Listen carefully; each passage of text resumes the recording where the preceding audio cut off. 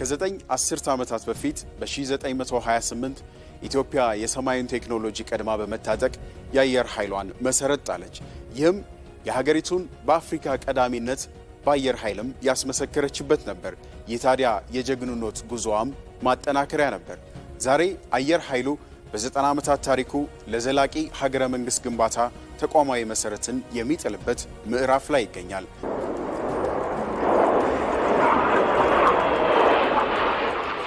ዚያድ ባሬ የሶማሊያ ድንበር አዋሽ ወንዝ ነው በሚል እብሪት ኢትዮጵያን በወረረበት ወቅት ኮሎኔል መንግስቱ ኃይለ ማርያም ታፍራና ተከብራ የኖረችው ኢትዮጵያ ተደፍራለች ሲሉ የእናት ሀገር ጥሪን አስተላለፉ። ገበሬው ማረሻውን ጥሎ ተማሪውም መጽሐፉን ዘግቶ በአንድነት ሲነሳ አየር ኃይሉ በኢትዮጵያውያን ልብ ውስጥ የደመቀ ታሪክ ምዕራፍን አስመዘገበ። በሚሊዮኖች የሚቆጠሩ ኢትዮጵያውያን ወደ ግንባር ሲዘምቱ የሰማይ አንበሶች የጠላትን ተዋጊ ጀቶች እንደ ወፍ አርግፈው በመጣል የሰማዩን የበላይነት ተቆጣጠሩ። የካቲት 26 1970 ዓ.ም በካራማራ ላይ የሉዓላዊነት ታሪክ ዳግም ታደሰ።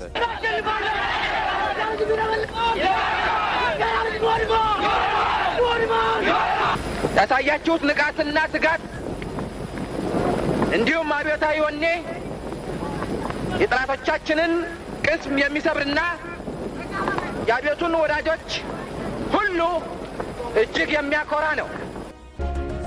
ከድሉ በኋላ ያሉ ዓመታት ግን የፈተና ወቅቶች ነበሩ ለአየር ኃይሉ። የፖለቲካ ለመረጋጋት በሰለጠነ የሰው ኃይል ላይ ብክነቶች መከሰታቸው፣ አብራሪዎችና ቴክኒሻኖች እንዲሰደዱ መሆናቸው ተቋሙ ከነበረበት የታሪክ ማማ የቁልቁለት ምዕራፉን እንዲያስመዘግብ ግድ ሆነበት።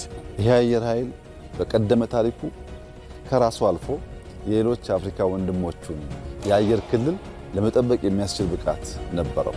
ነገር ግን ባለፉት 30 ዓመታት ገደማ በጣም ከተመቱ፣ ከተዳከሙ፣ በሁለት እግራቸው ቆሞ መጓዝ ከተቸገሩ ተቋማት አንዱ የኢትዮጵያ አየር ኃይል።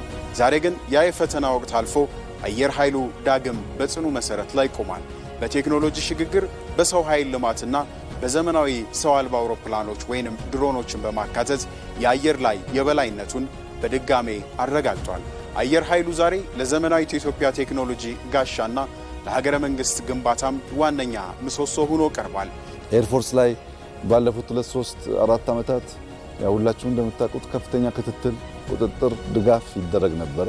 የተገኘው ውጤት ግን ኢምፕሬሲቭ ነው። እውነት ለመናገር ኢትዮጵያውያን ሊኮሩ ይገባቸዋል። የኢትዮጵያ አየር ኃይል በጣም ጠንካራ ቁመና ላይ ይገኛል። የዚህ ተቋም ህልም በ2030 በአፍሪካ ውስጥ አንዱ ስመጥር ሰፕላየር መሆን ነው። ለአፍሪካ ማርኬት በዩኤቪ እና የተለያዩ የአውሮፕላን ፓርቶች እና አውሮፕላኖች ለአፍሪካ ማርኬት ማምረት ማቅረብ እንፈልጋለን።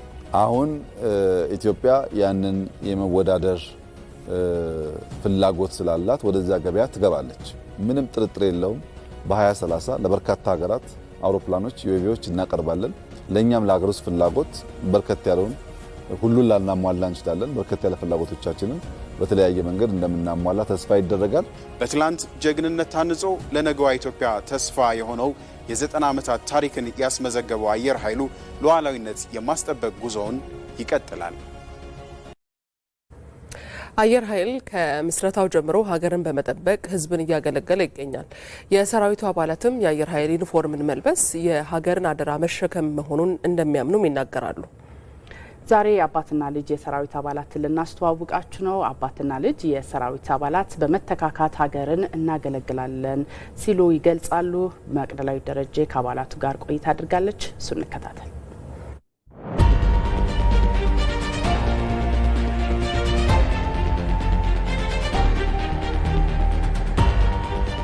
ሻለቃ አንተነህ ካሳ እባላለሁ። ያው በአቪዬሽን ጥገና ማዕከል ውስጥ ነው አሁን እየሰራሁ ያለሁት። በአጠቃላይ እንግዲህ በመከላከያ ውስጥ ለ28 ዓመት አገልግያለሁ።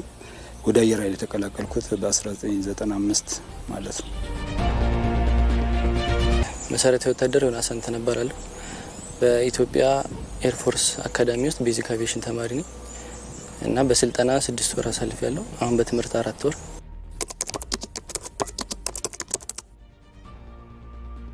ሀገር በመተካካት የምትቀጥል ናት። እኛ እናልፋለን። በዛ ሂደት ውስጥ መቀላቀልና እቺ ታላቅ የሆነች ሀገርን ማገልገል ትልቅ ክብር ነው። ስለዚህ ከዛ አንጻር ነው ያየሁት። ስለዚህ ሙሉ ፈቃደኛ ሆኖ ወደዛ መቀላቀሉ እኔ ደስተኛ ነኝ። ምክንያቱም ሀገርን ከማገልገል በላይ ምንም ነገር የለም። የምንኖርባት የምንቀበርባት በመጨረሻ የምንቀበርባት ምድር ናት። ስለዚህ ለዛች ዋጋ መክፈል ሀገርን ለተሻለ ነገር ማሻገር ትልቅ ክብር ነው።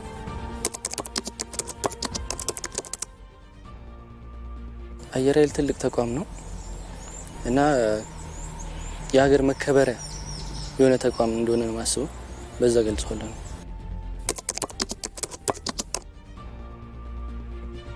እንደ አባት ስታይ የሚሰማሽ ኩራት አለ። ያው ተፈጥሯዊ የሆነ ኩራት ይሰማሻል። ቅድም ባልኩሽ መንገድ ነው የምገልጸው። የኔ አርያን ሆኖ በዛ ይሄ ልብስ የሀገር መገለጫ ነው፣ የማንነት መገለጫ ነው። ያ ልብስ ለብሶ ሳይው ለኔ ትልቅ ኩራት ነው የተሰማኝ። በቃ ለዚህ ደርሻለሁ የሚል የራስሽ የሚሰማሽ ስሜት አለ።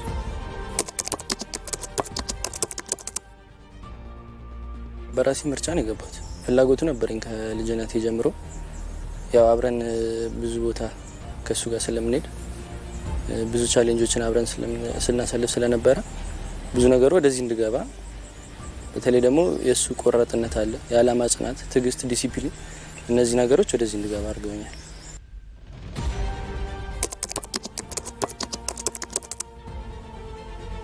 እንግዲህ በቆይታሽ ውስጥ የምታገኛቸው ነገሮች አንደኛ ችግርን የመቋቋም ችግርን በመሸሽ ሳይሆን በመጋፈጥና የመፍትሄ አካል ሆነሽ ችግሮችን ፈተሽ የምታልፊበትን አቅም ታገኝበታለሽ።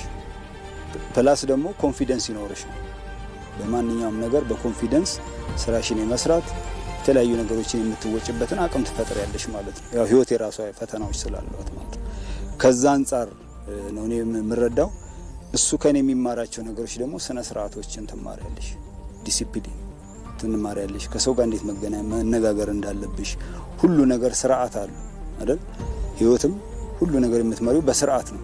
ስርዓትን ትማሪያለሽ፣ መከባበርን ትማሪያለሽ፣ ዲሲፕሊን ትማሪያለሽ፣ ህግ ማወቅን ትማሪያለሽ እና እነዚህ ነገሮች ከኔ እንትን ይላል ማለት ነው እሱ።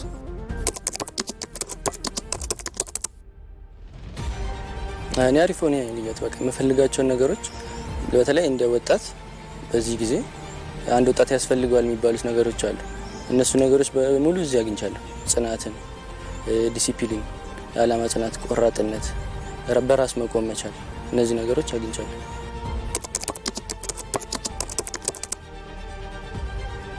ዩኒፎርም ያው መገለጫው ሀገር ናት። በዛ ዩኒፎርም ውስጥ መታየት ሀገር ናት። እቺ ሀገር ደግሞ ታላቅ ሀገር ኢትዮጵያ ናት። ስለዚህ ያን ልብስ መልበሱ አንደኛ ሀገርን ለሀገር መስዋዕትነት የሚከፍል አንድ አካል ሆነሽ በዛ ነገር ውስጥ መሰለፍ ትልቅ ኩራትም ነው። እቺ ሀገር እንዳልኩሽ ታላቅ ሀገር ናት። ወደፊትም ትልቅ የምትሆን ሀገር ናት። ስለዚህ በትውልድ ውስጥ ይሄ ቅብብሎሽ ነው የመጣው። በዚህ በእኛ ላይ የምታየው ነገር ያ ነው። ስለዚህ ከዛ አንጻር በጣም የሚያኮራ ደስ የሚያሰኝ ለሀገርም ለሕዝብም ኩራት የሆነ መገለጫ ያለው ኢትዮጵያን በውስጡ የሚያሳይ ነው ማለት ነው። ይሄ ልብስ መልበስ የሀገርን አደራ መሸከም ነው። የሀገር ፍቅር ስሜትን መላበስ ነው።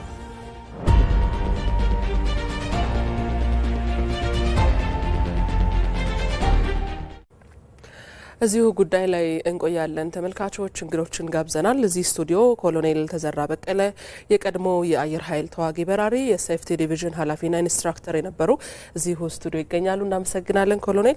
እንዲሁም ከቢሾፍቱ በቀጥታ መስመራችን ላይ ከአየር ኃይል ግቢ ሻለቃ ሰይድ ደሳለኝ የኢፌድሪ አየር ኃይል ህዝብ ግንኙነት ኃላፊና ሄሊኮፕተር አብራሪ ናቸው። በቀጥታ መስመራችን ላይ ይገኛሉ።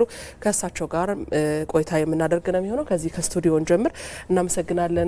ኮሎኔል እንኳን አደረሰዎት። በቅድሚያ እንኳን አብሮ አደረሰን። እሺ እንግዲህ የኢትዮጵያ አየር ኃይል ገናናነቱን ማንሳት እንችላለን። ታሪኩ በየዘመኑ በትውልድ ቅብብሎች ውስጥ ዛሬ ላይ የደረሰ ነው። ዛሬም ደግሞ ዘመኑን በዋጀ መልኩ ቴክኖሎጂን በሚፈቅደው ልክ ታጥቆ ህዝብን እያገለገለ ሀገርን እየጠበቀ ይገኛልና ኢትዮጵያ አየር ኃይል በትውልድ ቅብብሎች ላይ አሁን ላይ የደረሰ ተቋም ቢሆንም ከዚህ ቀደም በመሀል አካባቢ ገጥሞት የነበሩ ያንን ገናና ተቋም የማሳነስ እንደምንም የመቁጠር ነገሮች ነበሩና የማዳከም ስራም ተሰርቷል። ይህንን በወቅቱ አየር ኃይል ላይ አቅሙ እንዳይጠቀም እንዳይጠቀም የፈጠረው ተጽዕኖ ምን ነበረ?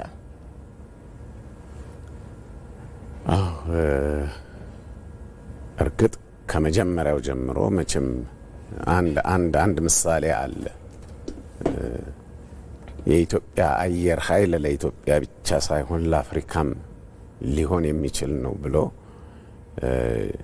ጆሞ ኬንያታ የአየር ትርኢት ባሳየን ጊዜ ማለት ነው። እኔ ኢንፋክት የዛን ሰዓት አልተቀጠርኩም። ኢሚዲየትሊ ከዛ በኋላ ነው የገባሁት። ያ ነገር ይወራ ነበረ እና በሌሎቹም ዘንድ አድናቆትን ያገኘ ነው። ከዚያ በኋላ ደግሞ ወደ ተሻለ የአውሮፕላን ትጥቅ በምንሸጋገርበት ጊዜ ከአሜሪካን በተገዙት ኤፍ5ኢ የሚባሉ አውሮፕላኖች ከሶማሌ ጋር በተደረገው የአየር ለአየር ውጊያ ውጤታማ ሆኖ የሶማሌን አውሮፕላን የሶማሌን አየር ኃይል እንዳልነበረ በአንድ ጊዜ እንክትክቱን አውጥቶት የለቀቀበት ጊዜ ነበረ። እነዚህን ስናይ ብቃቱ በተለይ ስልጠናን በተመለከተ በጣም የተጠናከረና አገሪቷንም ከወራሪው ኃይል ለመታደግ የቻለ ነበረ። ያንን ነው። የመንግስት ለውጥ በመጣ ጊዜ ግን ብዙም ክብደት አልተሰጠውም ይመስለኛል። ደግሞ የህዝብ ተጽዕኖም አለ። ጥያቄው ኤርፎርሳችን እየተባለ ብዙ እንትን ሲባል በዛ ለመቀጠል እንደማይቻል ሲታወቅ እኛ ተጠራን፣ ከተበተንበት ማለት ነው። የተወሰነ እኔ በኢንስፔክተር ውስጥ ሆኜ የነበረውን ስታንዳርድ ለመመለስ ስራ ጀመር። በዚህ የተነሳ በየጣቢያውም እየሄድኩኝ መሆን ያለበት መሆን የሌለበትን ነገር ስታንዳርዱን ጠብቆ እንዲቀጥል ለማድረግ ስንሯሯጥ ማለት ያው ብዙ ደክመናል፣ ግን ብዙም ክብደት አልነበረው። ለኛ እንደው ዝም ብሎ ገብተን እንድንሰራ ብቻ አለ እንዲባል ብቻ የነበረ ነው። አንድ ኬስ አንድ ኩነት ልቀጥል። ስልጠና ሲካሄድ እኔ ያው በዚህ በነበረኝ ፖዚሽን የአዛዡ አድቫይዘር ነኝ። የአየር ኃይል ሴፍቲን በተመለከተ ስልጠናውንም ሆነ ሌሎቹንም ብቃቶች በሚገመግም ሁኔታ ስንነጋገር የስታፍ ሚቲንግ ላይ ማለት ነው፣ የስታፍ ስብሰባ ላይ አንድ ሁኔታ ተፈጠረ። ስልጠናው በጥሩ ሁኔታ ይካሄድ የነበረ፣ በኋላ ግን ሌላ አንድ በአሁኑ ጊዜ በኤርትራ ተማርኮ ያለው ኮሎኔል በዛብህ አዛዥ ነበር የትምህርት ቤቱና በጥሩ ሁኔታ ይዞት እየሄደ እያለ እሱ ተቀየረ። በምን ምክንያት እንደሆነ ሳናውቅ ሌላ ሰው አዛዥ ተደረገ። እሱ ደግሞ ዝም ብሎ በተዋጊነቱ ቀጠለ። በዚህን ጊዜ አዲስ የመጣው አዛዥ ስታፍ ሚቲንግ ላይ ስለ ትሬኒንግ ወይንም ስለ ስልጠና ሪፖርት ሲያደርግ ብቃት የሌላቸው አስተማሪዎች ብሎ ሪፖርት ሲያቀርብ ሰማሁኝ። ምንም አላስቻለኝምና እዚህ ላይ አንድ ጊዜ አቁም አልኩት። ብቃት የሌላቸው አስተማሪዎች እነማን ናቸው ብዬ ስጠይቅ የጠራልኝ ስልጠና ያልጨረሱ ተማሪዎች እነሱን አስተማሪ አድርገዋል። እነሱ አስተማሪ ሆነዋል አልኩኝ። ገና ትሬኒንግ ሳይጨርሱ ብዬ ስል ጀነራል አበበ በመሃል ገባና ትሬኒንግ እንዳይቋረጥ በሚል የአስተማሪ ጥረት ስላለብን ነው አሉ።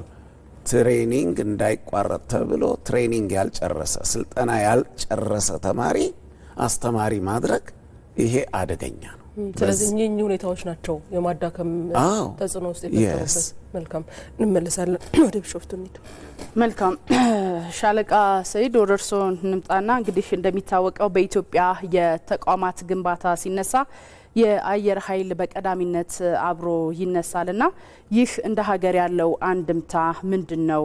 የተቋሙ አሁናዊ ሁኔታ በተለይ ደግሞ በዘመናዊነት ውስጥ ሲታይ እንዴት ይገለጻል የሚለውን እናንሳ እስኪ።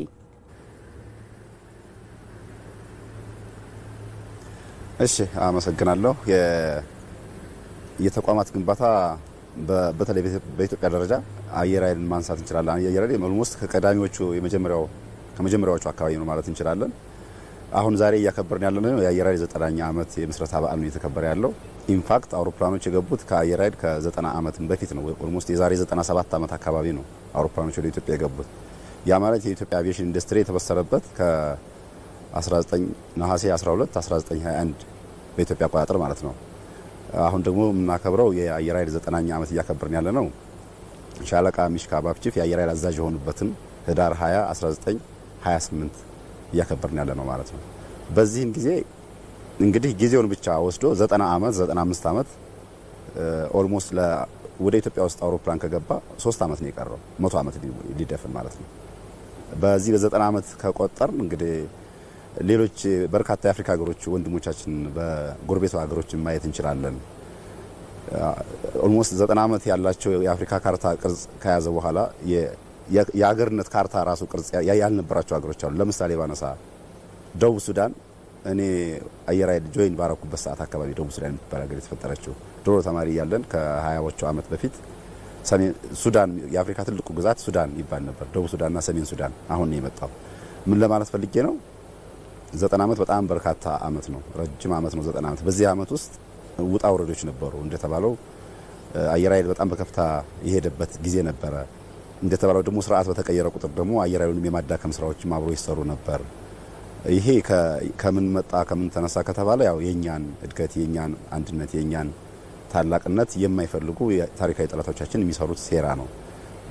ምን ለማለት ነው? ምሳሌ ማንሳት እንችላለን። ከህዳሴ ግድብ አሁን ማንሳት እንችላለን። አባይን ማንሳት እንችላለን። አባይን ያክል ወንዝ ይዘን እኛ በችግር ውስጥ መኖር አልነበረብንም። ይሄን ሀብት መጠቀም ነበረብን። ያን ለማድረግ ደግሞ አቅም ያስፈልጋል። ጠንካራ አቅም መገንባት ያስፈልጋል። ከጠንካራ ተቋማት መካከል አየር ኃይል አንዱ ተቋም ነው። የመከላከያ ሰራዊት ከተቋቋመ አሁን 118ኛ ዓመቱ ነው። አየር ኃይል ደግሞ ከዛ በኋላ የተቋቋመበትን 90ኛ ዓመት እያከበር ነው ማለት ነው። እና ጠንካራ ተቋም እንዳይኖር ሆን ተብሎ ቢሰሩ የነበሩ ስራዎችን በማወቅም ባለማወቅም የሚዳከሙበት ሁኔታ ስለነበር በዛ መቀጠል አለበት የለበትም የሚለው እንግዲህ የኢትዮጵያ ሕዝብ ያን ይፈልገዋል የሚል ማንም ሰው ሊኖር አይችልም። ይህ ተቋም ጠንካራ ሆኖ መቀጠል አለበት። በ90 ዓመት ውስጥ እጅግ በጣም በርካታ አንጸባራቂ ድሎችን እየሰራ ተቋም ነው። እንደ ሀገርም ለዚች ሀገርም አንድነት ለዚች ሀገርም ሉዓላዊነት መከበር የራሱን ድርሻ እየተወጣ ተቋም ነው ብዬ ነው የማስበው። ሻለቃ እንዲያው ይህ አሁን ላይ ያለው የአየር ኃይል በደንብ ከተሰሩ ተቋማት መካከል ግንባር ቀደም አድርገን የምንወስደው ነውና የሀገርን ሉዓላዊነት ለማረጋገጥ ያለው ሚናስ እንዴት ይገለጻል? ይህንን እስኪ እናንሳው። የሀገር ሉዓላዊነት ሲባል እንግዲህ ያው አየር ኃይል የመከላከያ ተቋም አንዱ ክፍል ነው። ከመከላከያ ሰራዊታችን አንዱ የአየር ኃይል ክፍል አንዱ ክፍል ነው። ራሱን የቻለ ተቋም አይደለም። በመከላከያ ሰራዊት አንዱ ክፍል ነው። ግን ይህ ተቋም ማንሳት እንችላለን። በተለያዩ ዓመት የነበረውን የሀገር ሉዓላዊነትን በማስከበር ሁኔታ ማንሳት እንችላለን። ለምሳሌ በ1956 የቶጎ ጫሌ ጦርነት ለምሳሌ አንድ ብናነሳ ማለት ነው እና በዛን ሰዓት የሶማሌ ጦር ኢትዮጵያን ኦልሞስት ቶጎ ጫሌ አካባቢ የወረረበትና የተቆጣጠረበት አካባቢ ነበረው። ከዛን ሰዓት ጀምሮ የአየር ጥቃት መፈጸም የጀመረው ከዛን ሰዓት 1956 አካባቢ ጀምሮ ነው። ኢንፋክት ከ1928 እስከ 1933 ባለው የኢትዮጵያ ሁለተኛ የጣሊያን ወረራ ባሰበችበት ወቅትም በትንሹም ቢሆን የቀላል ትራንስፖርት አገልግሎት ለጥቁር አንበሳ አርበኞች ድጋፍ ይሰጥ ነበር። ከ1956 በኋላ ግን የተቀናጀ የአየር ጥቃት መፈጸም የቻለበት ሁኔታ ነው። እንደገና ከ1969 አካባቢ እስከ 1970 በነበረው በካራማራ ጦርነት ደግሞ ያው ይታወቃል። የሶማሌ በርካታ አውሮፕላኖች ነበሯት። ጠንካራ ነበር። እንዳሁኑ የተበታተነ እንደምናስበው አልነበረም። ጠንካራ አየር ነበረ ሶማሌ እና ያን የሶማሌን አየር ኃይል ከ25 በላይ አውሮፕላኖች ከጥቅም ውጭ አደረገ። በአየር ውጊያ ከአየር ወደ መሬት በሚተኮሱ በሚወረወሩ ቦምቦች በራሪ ንስሮቻችን በርካታ ገድሎችን ፈጽመዋል። ከዛ በኋላም በ1991 በነበረው በኢትዮ ኤርትራ ጦርነት የአየር ኃይል በራሪ ንስሮች በርካታ ግዳጆችን በመፈጸም የሀገራችንን ሉዓላዊነት ለማስከበር ከፍተኛ መስዋዕትነት ከፍለዋል። እስካሁኑ ሰዓት ድረስ ማለት እንችላለን በርካታ ግዳጆችን በመወጣት ያለ ተቋም ነውና ለዚች ሀገር ሉዓላዊነት መከበር የራሱን አስተዋጽኦ ያበረከተ እስከ ቅርቡ ጊዜ ማንሳት እንችላለን። እስከ በሰሜኑ የሀገራችን ክፍል በነበረው ጦርነት ማንሳት እንችላለን። አያሌ ጀግኖች በድል የተወጡበት ሁኔታ ሁሉም አሁን ያለው ትውልድ ራሱ የሚያስታውሰው ገድል ነው ብዬ ስለማስብ ማለት ነውና የዚህ ተቋም መኖር የዚህ ተቋም ጠንካራ መሆን ለዚች ሀገር ሉዓላዊነት መከበር የራሱን ከፍተኛ የሆነ የራሱን ድርሻ እየተወጣ ያለበት ሁኔታ እንዳለ ማስገንዘብ ፈልጋለሁ። መልካም እንመልሳለን። ኮሎኔል ወደ ሰው መተናል። እንግዲህ እስቲ ወደዚህኛው ደግሞ ዘመን እንምጣ። እንግዲህ አየር ኃይል ከነበረበት ወጥቶ ከቅርብ ዓመታት ወዲህ በተሰሩ የለውጥ ስራዎች አሁናዊ አቋሙን ይዟል ተቋሙና አሁን የደረሰበትን ደረጃ እንዴት ያዩታል? በአሁኑ ጊዜ ዘመናዊ ትጥቅ ታጥቋል አየር ኃይሉ በአውሮፕላንም እንግዲህ በሰው አልባም አውሮፕላን በዚህ ትጥቁ በጣም ያደገና ጥሩ ሁኔታ ላይ እንዳለ እናያለን። በጥልቀት ግን ገብቼ አላየሁትም እኔ በመጎብኘት ደረጃ ማለት ነው። በነበረው እንግዲህ ጥሩ መሻሻል ታይቷል። ድሮ አንድ አውሮፕላን ለመቀየር አይነት በሚጠየቅበት ጊዜ የግዴታ ከሰጪዎቻችን ወይንም ከሻጮቻችን ጋራ ብዙ ድርድር ተደርጎ ነው የምናገኝ የነበረው። ለመታጠቅ በቀላሉ አንችልም ነበር። ይሄኛው ግን አስፈላጊ ሆኖ ሲገኝ አዲስ የሆኑና ዘመናዊ የሆኑ አውሮፕላኖች ወደ ሀገሪቷ ውስጥ ገብተው የበረራ ግዳጃቸውን እየፈጸሙ እያሉ እንዳለ አያለሁኝ እና በጣም ጥሩ ሁኔታ ነው ላይ ነው ያለው አሁን ብዬ ነው የምገምተው። እንደዛ ነው። መልካም ኮሎኔል፣ እንዲያው ቀደም ብለን ያነሳ ነው ነበር አየር ኃይሉ የተዳከመበት ሰዓት ላይ የነበረውን ያነሳን ነበርና በተለያዩ ምክንያቶች ነው የተዳከመው።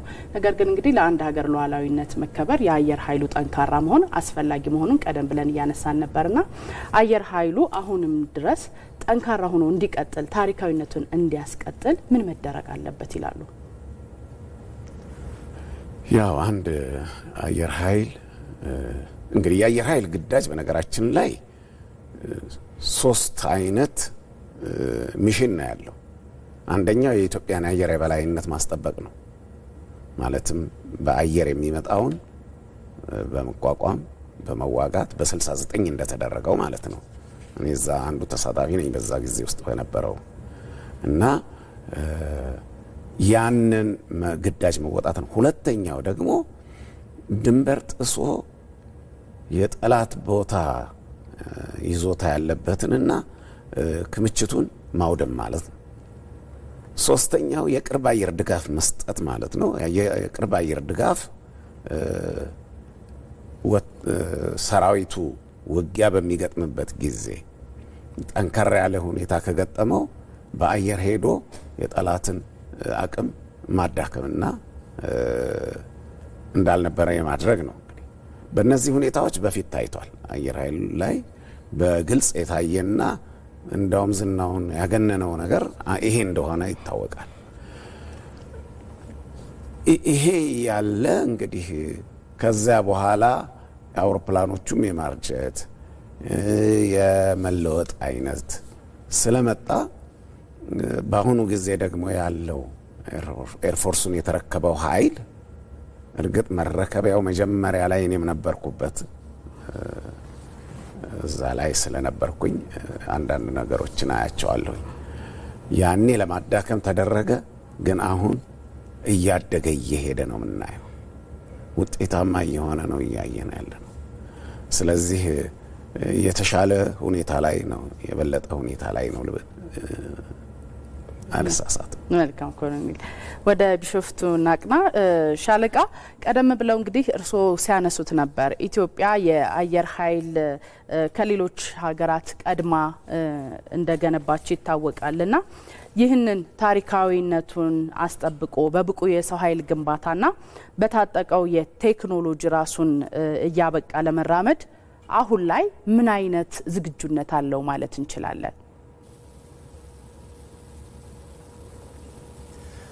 እሺ፣ አሁን በቅድም ይሄን አየር ኃይል 90ኛ ዓመት ስናከብር አንደኛ ያለፈውን ጊዜ መዘከርም አስፈላጊም ስለሆነ ታምኖበት በአየር ኃይል የበላይ አመራሮች በመከላከያ ደረጃ በመንግስትም ባለው ሁኔታ አጠቃላይ ያን 90 ዓመት ታሪኩ ተደፍኖ እንዳይቀር መዘከር ስላለበት ነው። ሁለተኛ ወደ አሁኑ ስንመጣ አሁኑ ያሉበት የቴክኖሎጂ ሁኔታ ምን ላይ ነው ያለው፣ በምን ሁኔታ ነው ያለው፣ ወደፊትስ የሚለውን እዚህ ላይ ምን ያስፈልጋል? አንደኛ ራዕይ ያስፈልጋል። አሁን ከረንትሊ አገራችን ላይ ባለው ሁኔታ በአገር ብቻ ሳይሆን በዓለም ሁኔታ በቴክኖሎጂው ዲጂታላይዝ ግሎባላይዜሽኑ በጣም እየተስፋፋ በመጣበት ሰዓት የቴክኖሎጂውም አብሮ በዛው ልክ እያደገ እንደሚሄድ መገመት ያስፈልጋል። ለዛ ደግሞ አየር ኃይል አዳዲስ እቅዶችን ያስፈልጉታል፣ አዳዲስ ትጥቆች ያስፈልጋሉ፣ አዳዲስ ወጣቶች ቴክኖሎጂ መቀበል የሚችሉ ወጣቶች ያስፈልጉታል፣ ስልጠናም ያስፈልጋል። እነዛን ተገቢውን ስልጠና እየሰጠ ያለበት ሁኔታ ነው ያለው። ያ ምንድነው ራዕይ ሲቀመጥ የአንድ ሀገር የወሚ አንድ ተቋም የሆነ የራሱን ራዕይ ያስቀምጣል።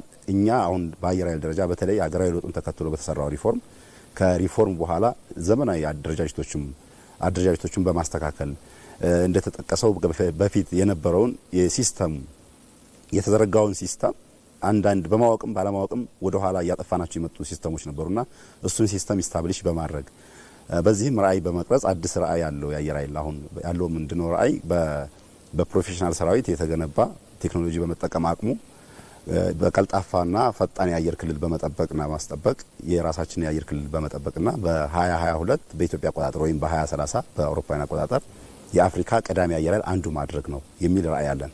ሁለተኛ እዚህ ላይ እንደተነሳው የተለያዩ ተልእኮዎች አሉት። አየር ኃይል ከተቋቋመበት አንዱ ዓላማ ተልእኮ የራሱ የአየር ክልል መጠበቅ ነው፣ የመጀመሪያው ተልእኮ ማለት ነው። ከዛ ሲቀጥል ለምድር ኃይላችን በቂ የሆነ አስተማማኝ የሆነ የአየር ድጋፍ መስጠት አለ። በሰው ሰራሽና በተፈጥሮ አደጋዎች ፈጣን የሆነ ምላሽ መስጠት ያስፈልጋል። እንደገና በድጋሚ አሁንም ደግሞ የሳይበር ሴኩሪቲ ሁኔታ አለ። ምንድነው የዓለም የእድገት የቴክኖሎጂ ዳይናሚዝም እየፈጠነ በመጣበት ሰዓት ነገሮች በሙሉ ምናልባት አሁን እዚህ ራዕይ ላይ ማካተት ወይ እዚህ ተልእኮ ላይ ማካተት ላይ ያስፈልግ ይችላል። ካሁን በፊት ሳይበር ሴኩሪቲ አሁን የሚወራው ከ50ዎቹ ከ40ዎቹ ዓመት በፊት እዚህ አይነት እንትኖች ላይ እኛ ላይ ተቋም ላይ አልነበረም። በሀገር ደረጃም ራሱ ያን ያክል ስጋት አልነበረም። አሁን በመናቀው ልክ የሳይበር ሴኩሪቲ ስጋት ሁሉም ጋር አለና ያን ዲፌንድ የማድረግ ስራ ይሰራል በተቋማችን ማለት ነውና ከተልእኮዎቹ አንዱ እሱ ነው። ሁለተኛ የስልጠና የመሰረተ ልማት ግንባታዎች ናቸው። ምን ማለት ነው? ዝም ብሎ በራዕይ ማስቀመጥ ብቻ አይደለም። ራዕይ የተቀመጠው ራዕይ ከመንግስት አቅጣጫ ከመንግስት ፖሊሲ ይነሳል። ስትራቴጂክ ሊደሮች የራሳቸውን ራዕይ ሲያስቀምጡ ያን ለመስራት የሚሰሩ ስራዎች ጎን ለጎን የሚሰሩ ስራዎች አሉ። ምንድነው? የፕሮፌሽናል የሆነ ሰራዊት መገንባት ያስፈልጋል፣ መሰረተ ልማት ያስፈልጋል፣ ትጥቅ ያስፈልጋል። ያ ምንድነው? ትጥቁ አሁን ስለ ትጥቅ ስናወራ በተደጋጋሚ እየተነገረ በተደጋጋሚ እንደሚጠቀሰው ሁሉ አሁን ቴክኖሎጂው እያደገ በመጣ ሰዓት ምናልባትም ድሮ እንጠቀምበት የነበረውን ትጥቅ ወይም አሁን ለምሳሌ ማንሳት እንችላለን የቦምብ ጣይ አውሮፕላኖችን ማንሳት እንችላለን። አሁን የቦምብ ጣይ አውሮፕላን የሚባለው ድሮ አሁን በፍሪ ፎሊንግ ወይም የዳይቪንግ ቦምብ የሚጠቀሙበት የነበረበት ሁኔታ ነው የነበረው። አሁን ቴክኖሎጂው ተቀይሮ ቦምብ የመጠቀም ወደ ጠላት ኢላማዎች ላይ ታርጌት ለማድረግ የሌዘር ጋይድድ ቦምቦች አሉ፣ ስማርት ቦምቦች መጠቀም የሚቻልበት ሁኔታዎች ናቸው ያሉት። የድሮን ቴክኖሎጂ ማንሳት እንችላለን። አንድ ቦታ ላይ ቁጭ ብሎ በመላ ሀገሪቱ ያለውን ነገር ኮንትሮል አድርጎ ባንድ የመጠቀም የሚፈልጉ የጠላት ኢላማዎችን መምታት የሚቻልበት የመሳት እድላቸው በጣም ትንሽ ሆነ ማለት ፕላስ ኦር ማይነስ ብለን ብንጠቅሰው በሜትር የሚጠቀስበት ሁኔታ ያለው እና የዲጂታል ቴክኖሎጂ እየተስፋፋ በመጣ ሰዓት እነዚህን ነገሮች መጠቀም እንዳለብን ከጎን ለጎን የሚሄዱ አብረው እነዚህ በተለይ በሶስቱ ጉዳዮች ላይ በሰው ኃይል ያን ቴክኖሎጂ የሚጠቀመውን የሰው ኃይል ግንባታ ያስፈልጋል። ያ ሰው ብቻ ትርጉም የለውም፣ ቴክኖሎጂ ያስፈልጋል። ቴክኖሎጂ ብቻ ትርጉም የለውም፣ የሰው ኃይል ወጣት ያስፈልጋል። ቴክኖሎጂ መቋቋም የሚችል ቴክኖሎጂ መውሰድ የሚችል መሻገር የሚችል ወጣት ያስፈልጋል። ለዛ በቂ የሆኑ ደግሞ ኢንፍራስትራክቸሮች ደግሞ ያስፈልጋሉ። በተቻለ መጠን እነሱን እየተሟሉ ያለበት ሁኔታ ነው ያለው። ያው እንደተባለው በ2022 የአፍሪካ ቀዳሚ አየር ኃይሎች አንዱ ማድረግ ሲባል እነዚህም በሙሉ ያካተቱ ስራዎች እየተሰሩ ያለበት ሁኔታ ነው ያለውና እኔ በጣም በብዙ ነገሮች ማየት እንችላለን። ጊዜው አይደለም የኋላ ወደ ኋላ ሄደን የረጅም ዓመት አይደለም የአጭር ዓመት የ3 ዓመት የ4 ዓመት ታሪክ ብናመጣ አየር ኃይል ውስጥ ከዛሬ 3 ዓመት ከ4 ዓመት በፊት ያየናቸው ነገሮች ቶታሊ እየተቀየሩ ወደ አዲስ የሚመጡበት ሁኔታዎች ያሉ ናቸው። ምሳሌዎችን ብንወስድ ከታች ከመጀመሪያ ደረጃ በረራ ማሰልጠኛ አውሮፕላኖች ጀምረን እስከ ስትራቴጂክ ተዋጊ ጀቶች ጋር ብንሄድ እጅግ ዘመናዊ የተባሉ ትጥቆችን እየታጠቅንበት ያለበት ሁኔታ ነው ያለውና ይህ ደግሞ ለአንድ ሀገር ተቋም ለአንድ ሀገር ግንባታ ለአንድ ሀገር አንድነት ለአንድ ሀገር ሉዓላዊነት መከበር የራሱን የሆነ ከፍተኛ አስተዋጽኦ እያበረከተ የሚገኝበት ሁኔታ ነው ያለውና በዚህ ልክም አሁን በሚካሄደው ከፊታችን ከነገ ጀምሮ እስከ ጥር 19 የሚካሄደውን የአየር ኃይል ኤክስፖ አለ፣ የአቪዬሽን ፎረም አለ፣ ፊውቸር አፍሪካን አቪዬሽን ፎረም አለ፣ የአየር ትርኢት አለ። የአየር ትርኢት የጥቁር አንበሳ አየር ትርኢት ሲባል ዝም ብሎ የመጣ ዝም ብሎ የሆነ የተሰጠ ስም አይደለም። የጥቁር አንበሶች አናብስቶች ኢትዮጵያውያን ፓይለቶች ኢትዮጵያውያን ቴክኒሻኖች አውሮፕላኖቻቸውን በመጠገን በማስታጠቅ ለሚመለከታቸው ከሚመለከተው አካል የሚሰጠውን ግዳጅ በመፈጸምና በማስፈጸም አኩሪ ገድሎችን እየተፈጸመበት ያለው ሁኔታ ነው ያለው። ይህን ደግሞ ለመጠቀም ደግሞ አስፈላጊ የሆኑ መሰረተ ልማቶች እየተሟሉበት ያለው ሁኔታ አለ። ያን ለማሳያነት ያክል ከፊታችን ከነገ ጀምሮ እስከ 19 ባለው ሁኔታ የአየር ትርኢት ይካሄዳል። የተለያዩ ሀገሮች የሚሳተፉበት የአየር ትርኢት አለ። ከመነሻው ልምጣላቸውና ከምሳሌ ብናነሳ 90 ዓመት 80 ዓመት 50 ዓመት መቁጠር ብቻ ሳይሆን የአቪዬሽንን ቀድመን የጀመርን እንደመሆናችን መጠን የአፍሪካ አቪዬሽን ፎረም ሲመሰረትም ከዚህ ጋር የተያያዥነት አለው። ምክንያቱም ለአፍሪካውያን ወንድሞቻችን የራሳችንን የአቪዬሽን ቀዳሚነት ማሳየትን ብቻ ሳይሆን የተለያዩ ዓለም ካምፓኒዎች የአቪዬሽን ካምፓኒዎች መጥተው እኛ ጋር ግንኙነት ፈጥረው የተለያየ ስምምነቶችን እንዲያደርጉ እንፈልጋለን እና አየር ኃይል እየሄደበት ያለው ርቀት ከዚህም ባሻገር በብዙ በርካታ ትርኢቶችም የታጀቡ ስራዎችም እንደሚሰሩና ይሄኛውን ደግሞ አቅም ማሳየት የሚቻልበት ሁኔታ ነው። ከረንትሊ አሁን የሚካሄዱት የበዓል ዝግጅት ያለንበትን አቅም የምናሳይበት መሆኑን እናመሰግናለን። ጥሩ፣ በጣም እናመሰግናለን። ሻለቃ ሰይድ ደሳለኝ የፌዴራል አየር ኃይል ህዝብ ግንኙነት ኃላፊ፣ በጣም እናመሰግናለን። መልካም በዓል እንዲሆንላችሁ እንመኛለን። ኮሎኔል ተዘራ በቀለ የቀድሞ የአየር ኃይል ተዋጊ በራሪ የሴፍቲ ዲቪዥን ኃላፊና ኢንስትራክተር፣ እናመሰግናለን። መልካም ቀን ይሁንልዎት። እናመሰግናለን።